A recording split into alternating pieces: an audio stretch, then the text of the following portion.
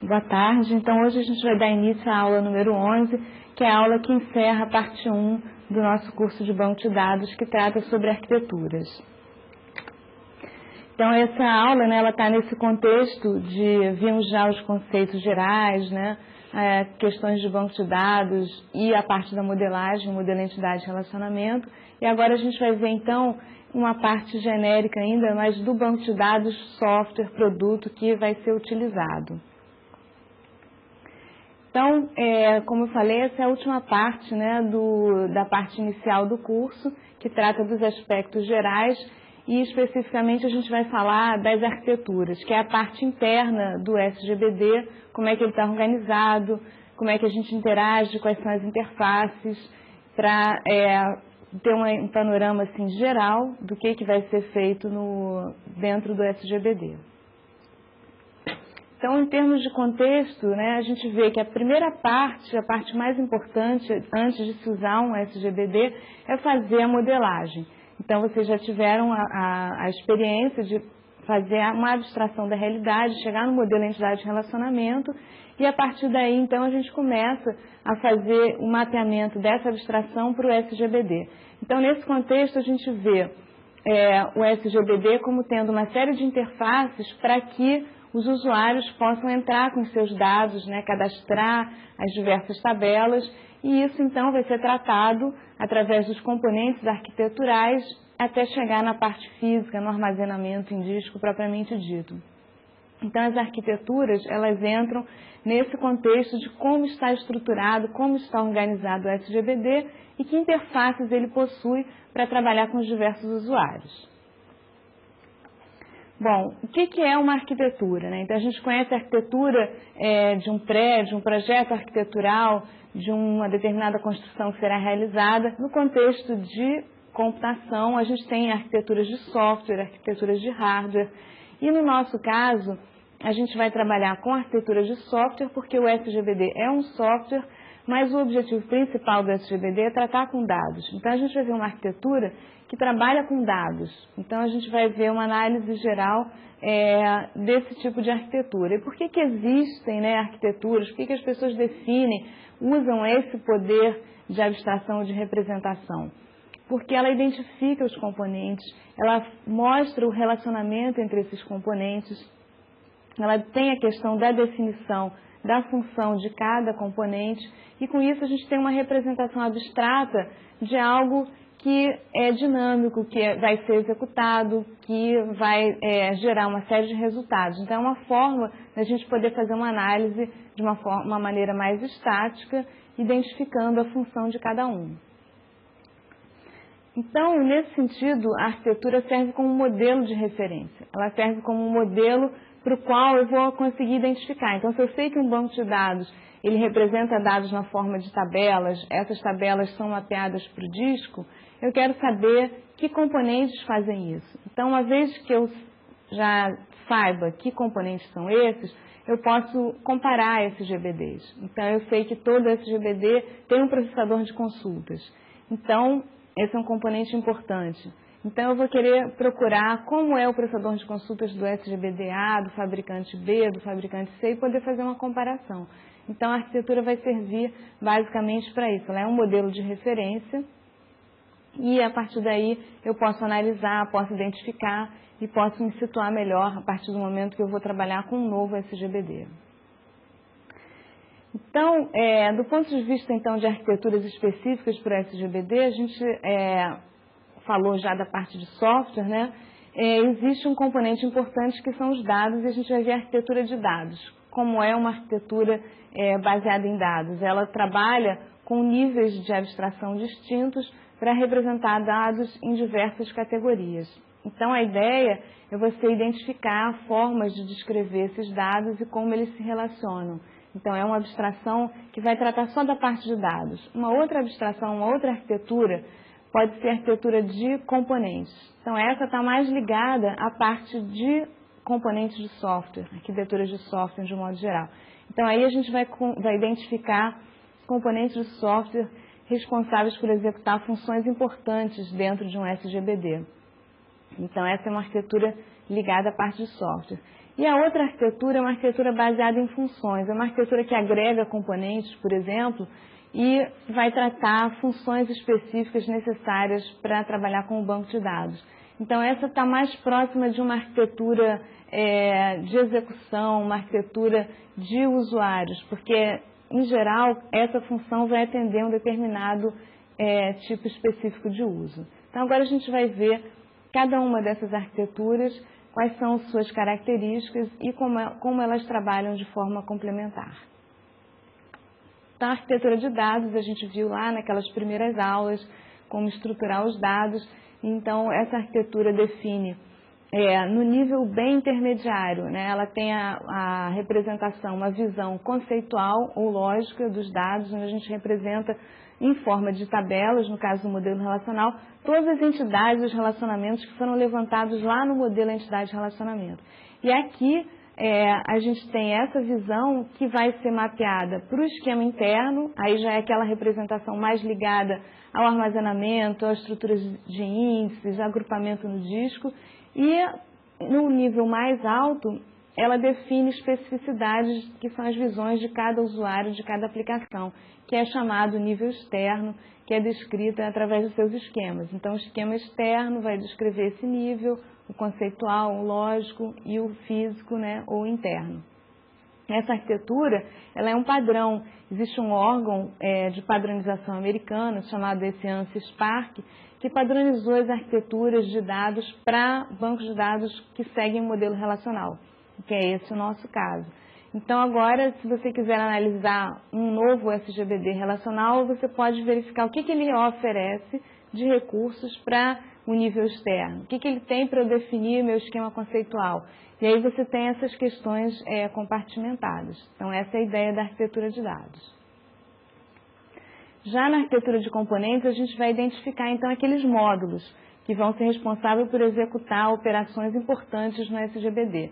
Então, aqui a gente pode ver esses módulos numa hierarquia, embora essa hierarquia não seja assim totalmente definida, né? Mas analisando, começando pela interface com o usuário, a gente tem uma série de componentes responsáveis justamente por interagir, por oferecer serviços e recursos de uma maneira facilitada para o usuário indicar o que ele quer do SGBD. Ele quer criar uma tabela, ele quer fazer uma consulta, né? Então a gente tem uma série de interfaces para isso. E o primeiro componente que vai analisar esse pedido do usuário é o controlador semântico. Ele vai verificar se as tabelas que ele está solicitando existem, os atributos, se o usuário tem autorização para fazer esse tipo de solicitação. Então, todo o chamado controle semântico da operação solicitada. E aí, em seguida, a gente passa, então, por exemplo, para o otimizador da consulta, que é um componente que vai pegar aquela consulta escrita em SQL, por exemplo, e vai analisar qual é a melhor forma de executar essa consulta. Que algoritmos eu tenho disponíveis para ele fazer essa consulta, se eu vou usar um índice ordenado, se eu vou usar um índice hash, uma série de alternativas que o SGBD possui e que fazem parte da parte interna do SGBD, quer dizer, o usuário ele especifica só o que ele quer e não como essa questão vai ser obtida. Então, cabe ao otimizador ter todos esses recursos, é um ponto bem importante no SGBD.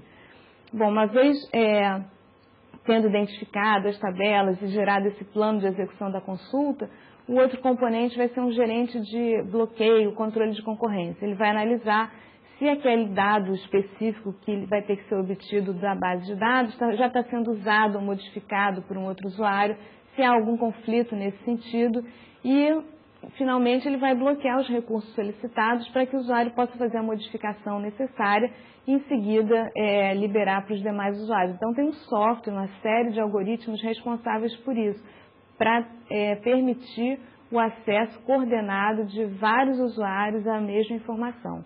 Então, assim como um sistema operacional tem todo um controle de concorrência, aqui no SGBD também tem um controle mais voltado para as operações específicas de um SGBD. Outro componente, aí a gente já está indo no nível mais baixo, é o gerente de armazenamento. Então, é o gerente que vai analisar a localização da informação solicitada no disco.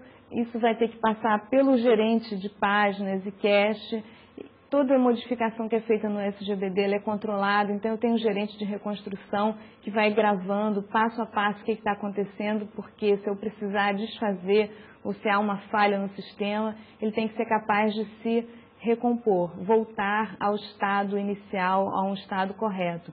Então, são todos os controles assim, internos que estão mais próximos a páginas que são lidas do disco, a gerência dessas páginas internamente, que são necessárias nesse nível bem próximo do acesso à base de dados e do acesso ao disco. Então, a gente vê aí uma série de componentes, não necessariamente seguindo exatamente essa ordem, mas dando uma ideia de níveis de abstração distintos do ponto de vista de processamento dos dados. Tá? Bom, e aqui a gente está mostrando um exemplo, uma arquitetura de funções. Então, nas funções, a gente vai identificar o uso, a característica de utilização do recurso propriamente dito. Então, a gente faz um agrupamento de componentes, identifica as funções necessárias e faz uma separação. Então, tipicamente são as arquiteturas cliente-servidor, que são conhecidas em outras áreas. Em banco de dados, a gente também tem o cliente-servidor e a gente pode especializar também os servidores em funções específicas, como servidor web, servidor da aplicação e servidor de dados. Então, mais tarde, a gente vai ver com um pouco mais de detalhe essa arquitetura que é baseada em funções. Bom, e essas três abordagens, né, arquitetura baseada em dados, componentes e funções, elas não são conflitantes, não são alternativas. Na verdade, elas são complementares, elas são ortogonais. E a gente vai ver agora, passo a passo, uma combinação entre elas, né? Como é que elas se situam uma em relação à outra. Então, aqui é a arquitetura de componentes, só reproduzindo. Aqui a gente já mostra um agrupamento de componentes mais próximos do cliente e do servidor. Então, aquela parte mais em cima, controle semântico, otimização da consulta, foram agrupadas e virou uma função cliente. E os demais viraram um componente servidor. Então, do ponto de vista de sistema operacional e de uso, eu tenho um módulo, softwares, componentes que vão rodar, por exemplo, vão estar executando na máquina do cliente e outros que na máquina do servidor, que vai ter outros códigos do SGBD, que pode ser dividido dessa forma, por exemplo, com base em atividades que o cliente pode fazer de uma forma mais isolada, atividades que têm que ser feitas diretamente ligadas ao acesso ao disco. E aqui a gente vê então os dados, né? Então a gente começa a ver cada componente, que esquema ele precisa usar em relação àquela arquitetura de dados, né? Então, mais uma vez, a parte mais externa, né, mais ligada ao usuário, está lá em cima, está lá no cliente, está lá próximo do controle semântico, onde a gente tem a definição do esquema externo. O esquema interno também ajuda o otimizador de consultas e a própria controle semântico. E no nível mais baixo a gente tem a parte do esquema interno. Então, a gente tem aqui nessa figura, nesse diagrama, uma combinação das três arquiteturas, embora elas tenham propósitos distintos. Quando eu quero analisar dados, eu só vou me preocupar com a arquitetura de dados, independente, eu não quero saber como é que é feito o controle de concorrência. Eu quero saber que recursos existem para eu definir os dados no nível externo, conceitual, lógico, interno, e assim sucessivamente. Se eu quero trabalhar com um ambiente de produção, quero instalar meus servidores, aí eu vou me preocupar com uma arquitetura baseada em funções. Tá? Bom, considerando essas três características arquiteturais, a gente passa agora então para o acesso, para as interfaces. Então, que tipo de interface existe no SGBD para trabalhar com o mundo externo, considerando que eu tenho toda essa parte interna já definida e resolvida. Então, aqui a gente vê, na parte superior, a aplicação do usuário. E aí, alguns recursos que a gente tem para transformar essa interação entre aplicação e SGBD de uma forma harmônica e de uma forma correta. Então, existem uma série de alternativas aí. Eu tenho uma interface que é voltada para o programa de aplicação, que é chamada API. Então, essa interface, ela tipicamente liga os comandos da linguagem de programação com os comandos de banco de dados. E aí tem uma série de tratamentos que têm que ser levados em consideração. Eu tenho uma outra interface, conhecida como interface de consulta, interface isolada, que é uma janelinha onde eu posso ali digitar comandos SQL que vão interagir direto com o SGBD. No fundo, a interface principal é a linguagem de consulta, é a linguagem SQL, que tem comandos de definição e de manipulação. Então, tudo vai girar em torno de que recursos eu tenho para interagir com o meu SQL. Ele pode ser gráfico, pode ser na linguagem de programação, pode ser diretamente da consulta. A gente vai ver agora, então, cada uma dessas interfaces com mais detalhe. Então, aqui a gente fez uma classificação, né, de tipos de interface. Então, a linguagem do SQL, né, a linguagem de programação, uma interface gráfica. E do ponto de vista da linguagem do SGBD, é aquela divisão, uma parte para definição e a outra parte para manipulação. Onde definição cria uma tabela, cria um índice, e a manipulação já está relacionado a consultas e modificações. Só que todos esses comandos fazem parte da linguagem SQL. Então, a linguagem de definição de dados, ela vai ser muito útil para o administrador do banco de dados. Então, o administrador é aquele tipo de usuário, lembra da aula 2, onde a gente analisou uma série de usuários, né, que podem trabalhar com SGBD. Um deles, muito importante, é o administrador do banco de dados. Então, cabe a ele fazer uma série de definições, especificações de funcionamento do SGBD como um todo.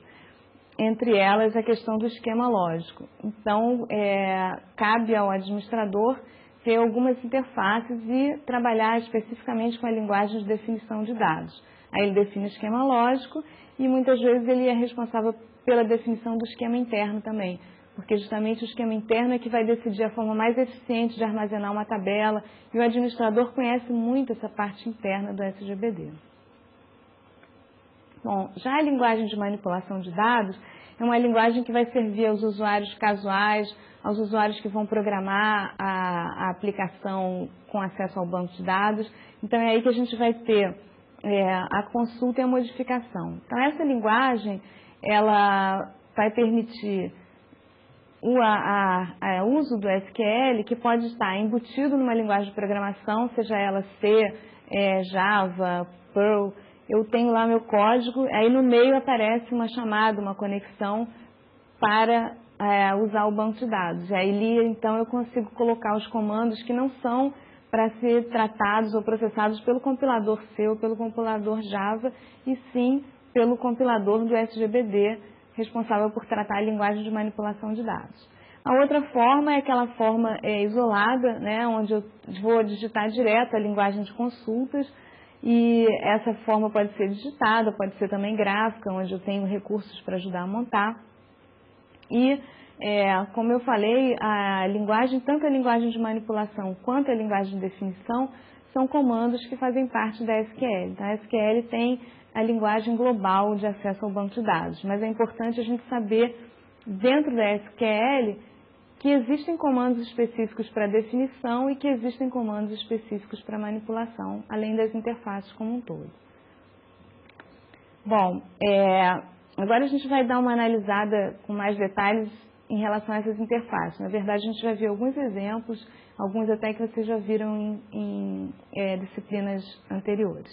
Então, a gente tem a interface isolada, a interface embutida, onde esse fato dela estar embutida significa o seguinte: o compilador Java, o compilador C, ele precisa saber que ali no meio tem um comando que não é da linguagem dele. Então, dependendo da linguagem, ele tem formas diferentes de tratar isso. Ele pode ter uma marca que vai indicar, ignora a partir daqui, que isso vai ser tratado por um outro compilador, ou eu posso ter pacotes, rotinas, que ele sabe que é uma chamada de um procedimento, onde esse procedimento, então, vai ter comandos. Aí vai depender da linguagem, do tipo de API que está sendo utilizada em relação ao banco de dados. Na parte da interface gráfica, aí já é algo mais simples, né? A ideia é você só ir clicando, escolhendo ícones, né? Então, você tem menus para interface web, formulários para usuários que não conhecem o SQL ou não sabem exatamente a sintaxe. Então, você vai só apontando, ele mostra as tabelas disponíveis, você vai escolhendo, né? E, finalmente, as interfaces para administração. Interfaces específicas para o usuário específico também, que é o administrador, e ali ele vai, então, ter todos os recursos para dar as autorizações para os usuários, né, criar as tabelas, definir a parte interna, né? Então vamos ver agora um pouquinho de alguns exemplos dessas interfaces. Então aqui tem uma interface isolada em relação ao MySQL. Então vocês já tiveram uma pequena experiência no curso de programação 1 em relação a esse tipo de interface. Então no MySQL você entra lá numa janelinha, né, instalou, colocou o MySQL, criou uma conexão e aí ele gera esse prompt, que é o MySQL, e fica preparado esperando comandos SQL. Aí você vai lá, digita o comando, ele executa, mostra o resultado na tela e dessa forma você fica interagindo. Quer dizer, não tem linguagem de programação aqui envolvida. É uma interface específica para comandos SQL. Então é uma coisa assim bem simples. Já se eu vou embutir o comando SQL dentro de uma linguagem de programação, aí eu já fico com um código um pouco mais confuso, né? Mas ele está todo preparado para fazer isso. Então aqui, por exemplo, a gente tem uma linguagem de programação onde eu criei duas variáveis globais, por exemplo, essa dbKey e tbname, uma para colocar o dbKey, onde eu vou colocar o nome do atributo, que no caso essa é uma aplicação que eu estou aproveitando do curso que vocês fizeram de programação, então estavam definidas essas tabelas, né, em inglês.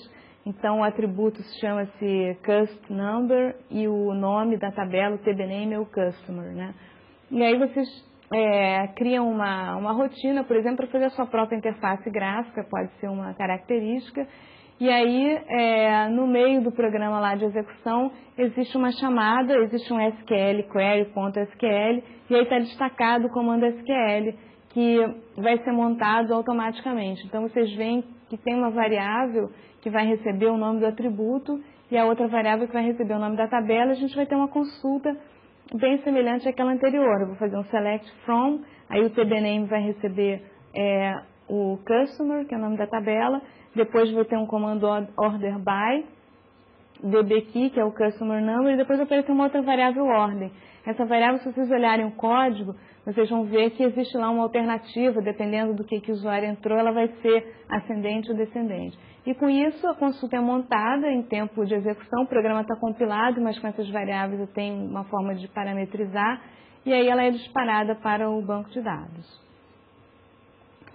Essa é uma outra, esse mesmo exemplo, né? Só destacando aí para vocês resgatarem lá do curso que o Paulo Roma apresentou para vocês, de Programação 1, na aula 17, vocês podem dar uma olhada e dar uma revisada em termos desse tipo de interface que vocês mesmos programaram, né? Bom, um outro exemplo aqui já com uma linguagem Perl. Então, já tem uma outra forma, uma outra maneira de indicar para o compilador que eu estou chamando um comando SQL. Então, aqui se vocês olharem, o comando é um comando insert. Insert, into, e aí você tem a especificação também entre aspas, e isso está dando com $query. Então, cada linguagem tem uma característica de embutir os comandos SQL dentro da linguagem. Então, nesse momento, do ponto de vista de execução, existe uma interrupção no código executável, ele interrompe, cria uma conexão com o SGBD, o software que também está executando no ar. Nesse momento eles criam essa conexão e começam a trocar informações. Então vai o comando SQL, o SGBD retorna com o resultado, esse resultado volta para a linguagem de programação que passa a poder manipular esse resultado. Então aqui a gente tem um exemplo da conexão JDBC. Então, é o nome desse aplicativo que é responsável por essa conexão, por permitir esse código que possa executar tanto na linguagem de programação quanto no SGBD. Então, nesse caso, o J é de Java, o DBC é Database Connection. Então, existe uma forma padrão nesse tipo de interface. Vocês podem ver nesse Java, ele está importando uma série de bibliotecas responsáveis por fazer essa ligação. Então, o primeiro passo é estabelecer essa conexão, tem lá um connection, e aí se a conexão deu tudo certo, ele está no ar, etc., ele passa a começar a conseguir acessar o banco de dados. Então, nessa outra aqui, vocês dando uma analisada no código, vocês vão ver que foram criadas duas variáveis de controle, a STMT, que vai ser responsável pelo comando, e a RS, que é o Result Set. Então, é a variável que vai receber o resultado, o conjunto de resultados daquela consulta que foi emitida para o SGBD. Então, é uma maneira de você fazer a ligação entre os dois. Então, quando você faz um SMT Execute Query, ele vai lá, pega essa string, né, manda para o SGBD executa, retorna o resultado e cabe essa variável RS ficar apontando e manipulando o resultado. Então, essa é uma forma de integração mostrando um dos aplicativos mais populares para a linguagem Java, que é o JDBC. Aqui tem um exemplo que vocês também fizeram lá no curso de Programação 1, criaram uma interface para interagir com diversos SGBDs. Por exemplo, o Firebird foi um dos que foi utilizado. E aí foram sendo criados uma série de ícones e internamente a linguagem de programação vai lá, faz a conexão, usa o banco de dados e traz o resultado. Aqui a gente vai ver agora alguns exemplos do software MySQL, que foi um dos que vocês tiveram um primeiro contato, né? Então, o MySQL, da parte gráfica, ele tem uma série de recursos para interagir com os diversos usuários. Aqui a gente está vendo um formulário que permite a criação de dados ou a criação de tabelas. Então, é aquela parte responsável pelo esquema lógico. Então, aqui a gente vai criar tabelas, índices, e aí eu tenho todas facilidades gráficas para não ter que ficar digitando e poder apontar. Bom, esse é um outro formulário já específico para consultas. Então, se vocês derem uma olhadinha com cuidado, tem uma série de ícones assim, Select, From, Order. Então, são ícones que, ao usuário utilizar, ele já se prepara para o que tem, para a sintaxe necessária, esperada. Então, apesar de aparecer uma janela ali, Select, From, já tem o comando todo ali, na verdade o usuário pode digitar ali, mas se não, ele pode, usando aqueles ícones, o próprio formulário vai mostrar quais são as tabelas disponíveis, para a tabela escolhida, ele mostra os atributos e tudo isso vai facilitando a montagem da consulta. Em seguida, nessa janela, né, no canto inferior, você consegue ver o resultado da consulta.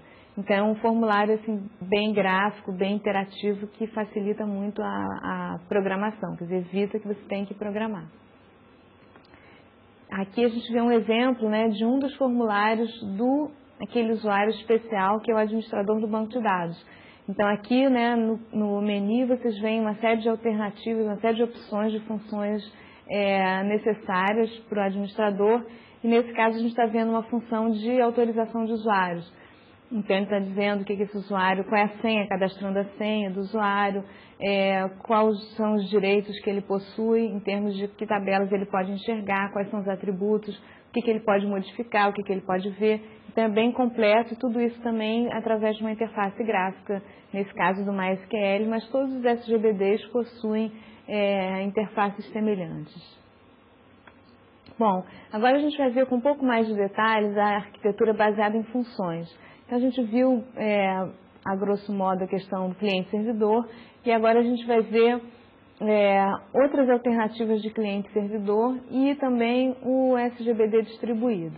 Então, no nível mais extremo, a gente tem uma arquitetura centralizada, quer dizer, não divide nada em termos de funções, né?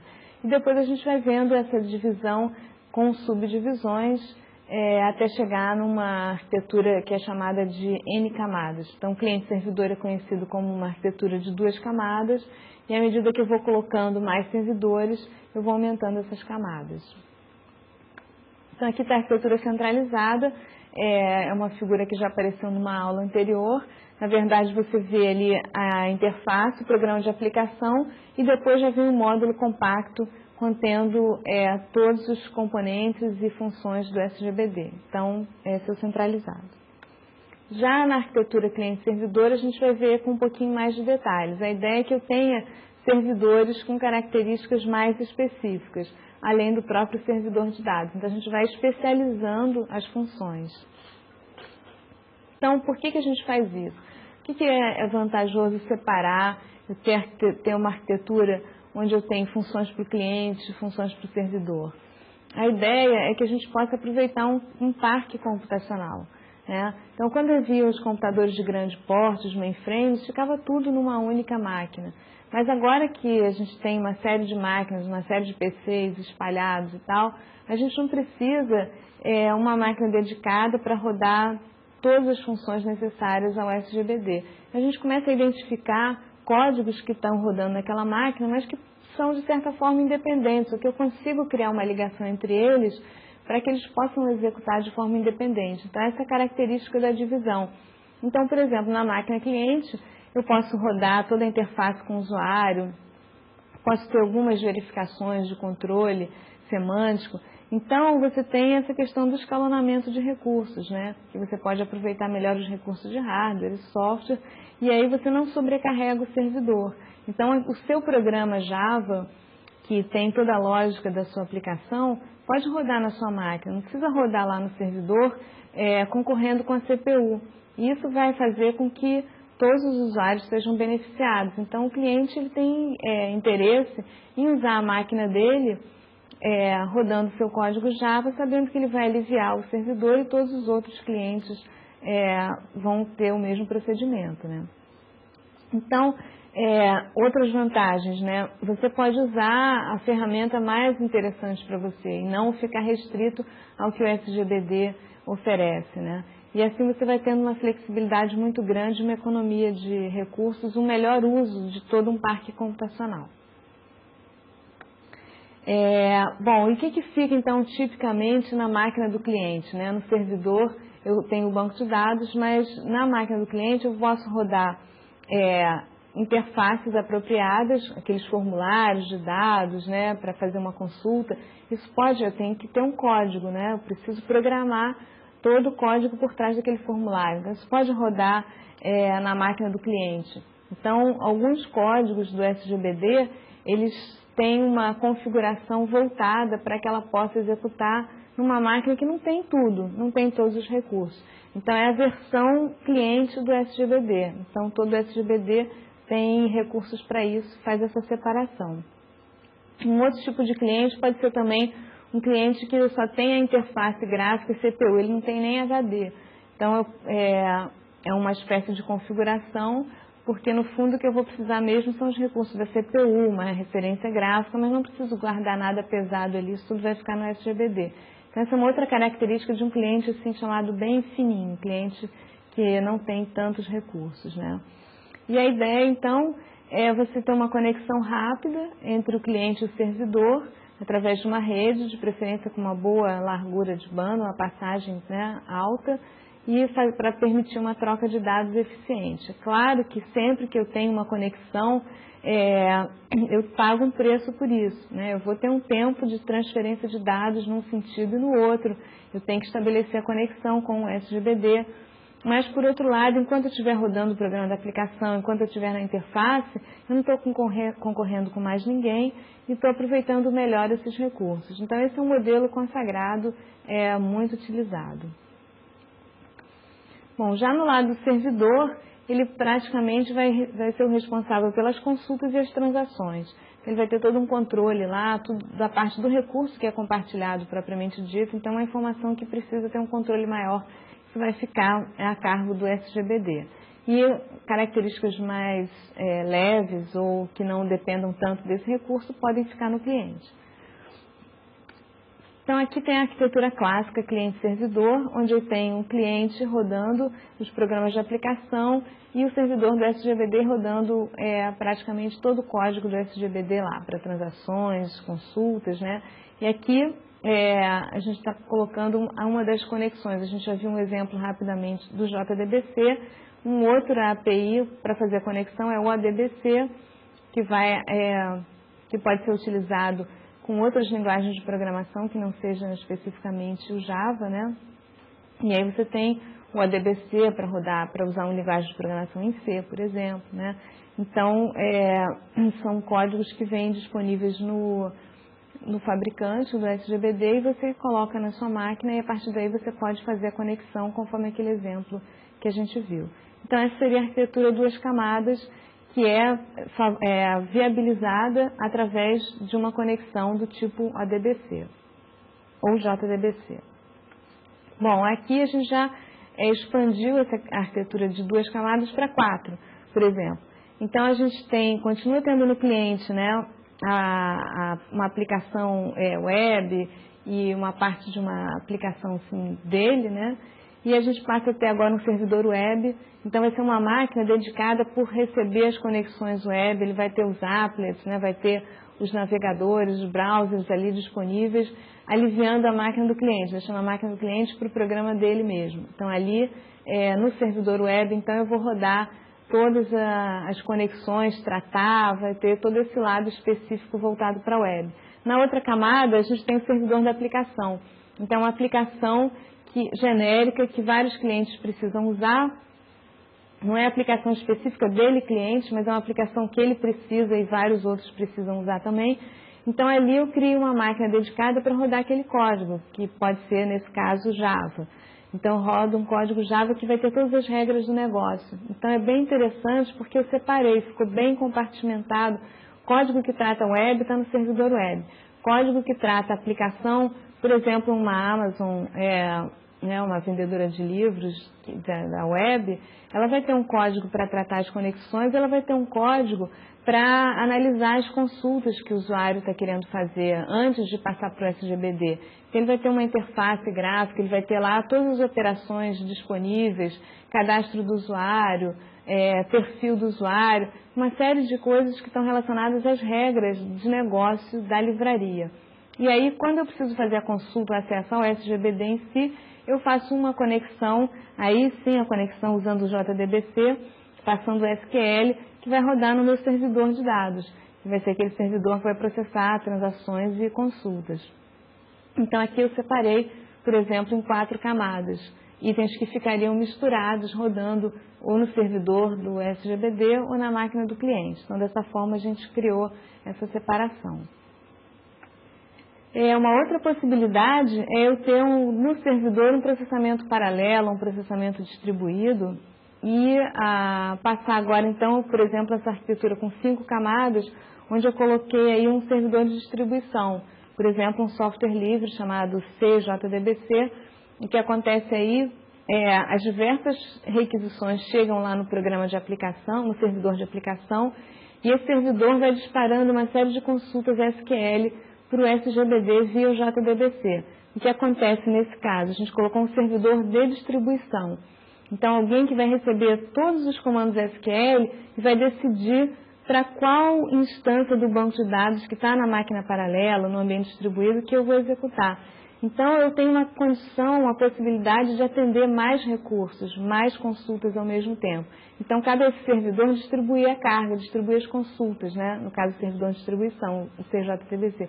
Esse software ele vai receber esse comando aqui, eu vou mandar para o MySQL que está rodando na máquina 1. Esse aqui eu vou mandar para o MySQL que está rodando na máquina 2. Se eu tiver uma replicação da base de dados, eu posso mandar para qualquer um.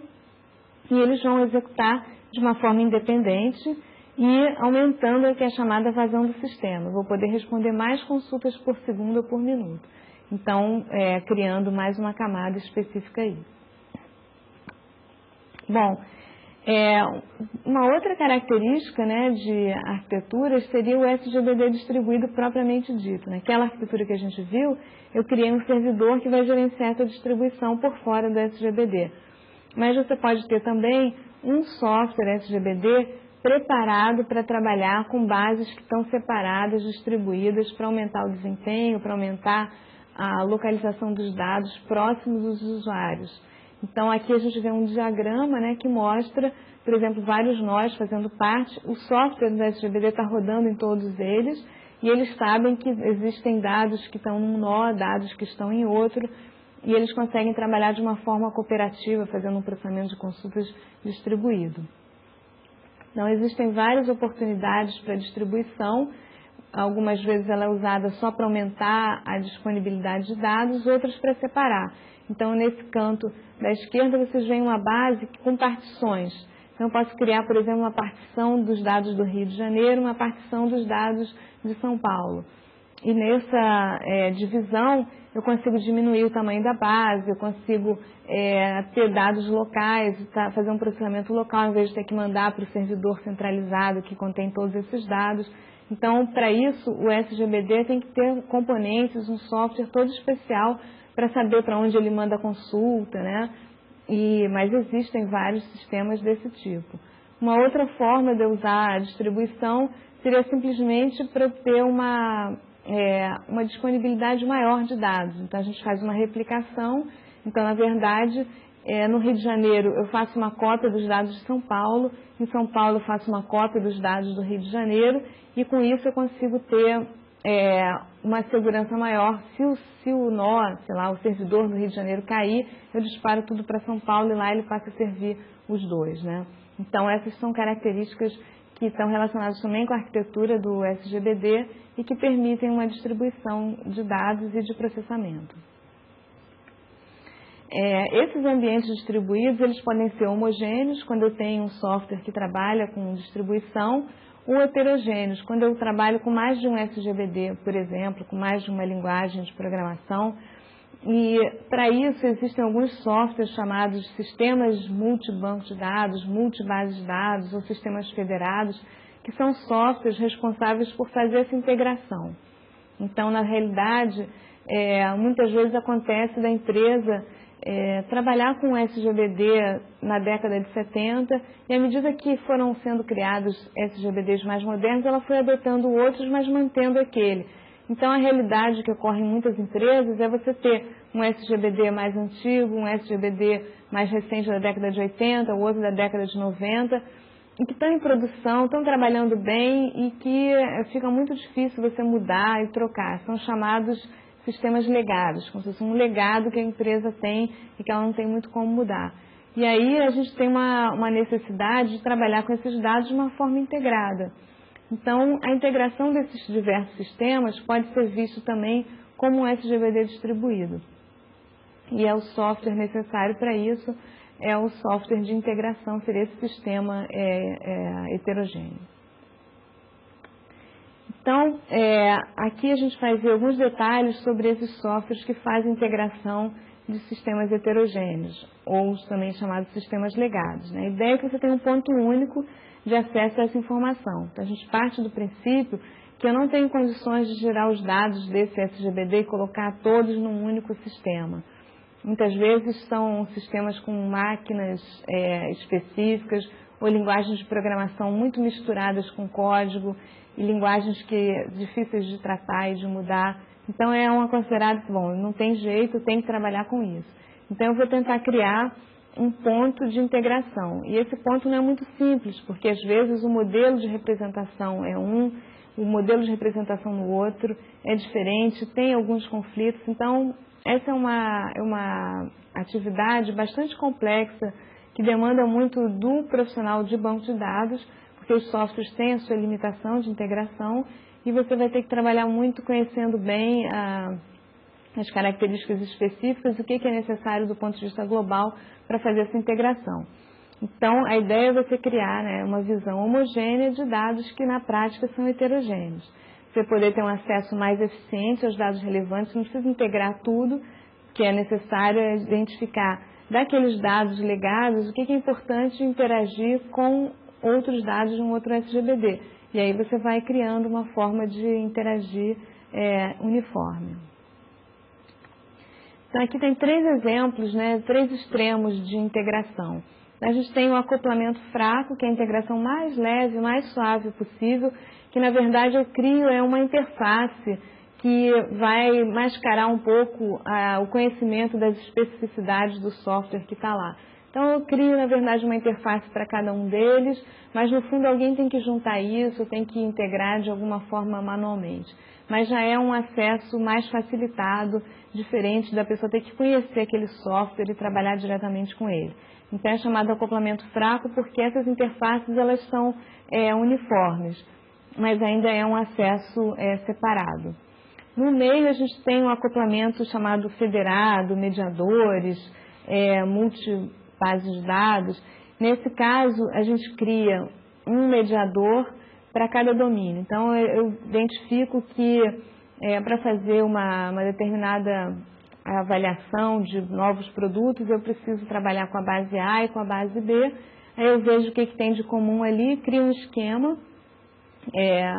onde, para popular esse esquema, eu preciso obter dados de um e do outro. Então, existe um software que vai auxiliar a fazer isso. A gente faz a modelagem, representa ali, o software faz o mapeamento, transforma uma consulta em cima desse esquema chamado mediado na consulta local, na consulta específica do SGBD. Então já é um nível bem mais alto de integração e a gente vai separando de acordo com os objetivos, né? E tem um outro extremo que é a integrada. Eu crio um esquema global onde todas as informações que existem na empresa, que estão espalhadas em todos os SGBDs, estão representados nesse esquema único.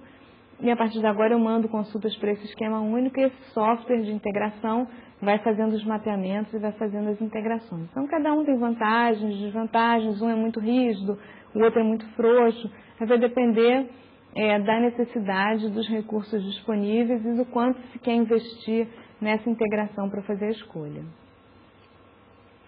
Bom, então agora a gente passa para um exercício para fazer uma fixação de alguns conceitos que foram vistos não só na aula de hoje, mas também nessa parte 1 como um todo, focando especificamente na parte da representação. Então, nesse exercício, existem 4 itens listados e a ideia é você pensar quais deles que possuem um papel fundamental na representação de informações do mundo real. Então, está bastante ligado à questão da abstração e da modelagem. E aí você analisa quais são os itens e tem que explicar por que ele é um papel fundamental, é um papel secundário, ele não tem ligação nenhuma. Então, a ideia agora é que vocês deem uma pausa, né, para dar uma analisada, estudar e verificar a resposta, e depois vocês olhem a transparência seguinte, que contém a resposta, a gente discutindo e comentando. Bom, então a resposta, né? O primeiro item era a linguagem de definição de dados, né? Esse item ele é importante na representação da informação, porque é através dessa linguagem que eu vou definir o esquema lógico. Então ele está ligado ao processo da representação da abstração realizada. Já a linguagem de modificação, a linguagem de manipulação de dados, ela é uma linguagem usada para modificar, para consultar dados, é a manipulação, a operação. Então, não está relacionado com a representação nem com a definição. Já o gerente de páginas e cache, ele não é muito importante nesse processo, porque embora ele esteja sendo um veículo que está transportando a informação representada, no fundo, o gerente de páginas não está muito preocupado com o que está sendo representado ali. Ele traz a informação do disco para o cache, para a memória e assim por diante, independente do seu conteúdo. Então, existe uma relação, mas ela não é muito importante. E, finalmente, o modelo de dados, que é fundamental, né? Esse é o recurso mais poderoso, é a abstração que é trabalhada em banco de dados, fundamentalmente responsável pela representação. Então, o modelo de dados ele vai ter toda a parte estrutural para representar os dados, a definição das operações. Então, é através do modelo que eu vou saber se eu vou representar os dados através de tabelas, no caso do modelo relacional, através de classes e objetos, no caso do modelo orientado a objetos, através de árvores ou grafos, no caso do modelo XML, por exemplo. Então, o modelo de dados ele é fundamental no processo de representação da informação.